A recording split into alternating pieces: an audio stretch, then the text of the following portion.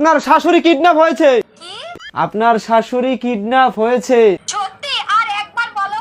আরে 2বার বলে ফেলেছি, কানে কি কম শোনো? প্রথমবার শুনেছি, দ্বিতীয়বার কনফার্ম হয়েছি, তৃতীয়বার নিজেকে আনন্দে আর ধরে রাখতে পারছি না। হা হা হা হা হা হা হা হা। তুমি জানো না আমি কে? আমার জানার দরকারও নেই, তবে আমি জানি তুমি আমার ভালো চাও। ওই মহিলা, ওই আমি কারো ভালো মন্দ চাই না, 5 লাখ টাকা দে আর তুই তোর শাশুড়িকে নিয়ে যা। টাকা?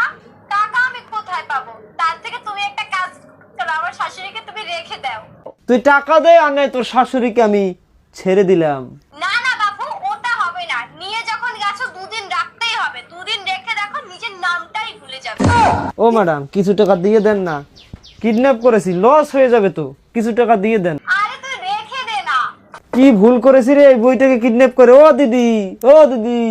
ওই, আমার অনেক কাজ আছে, তুই তোর কাছে রেখে দে না। ওহো, শাশুড়ি মা নেই।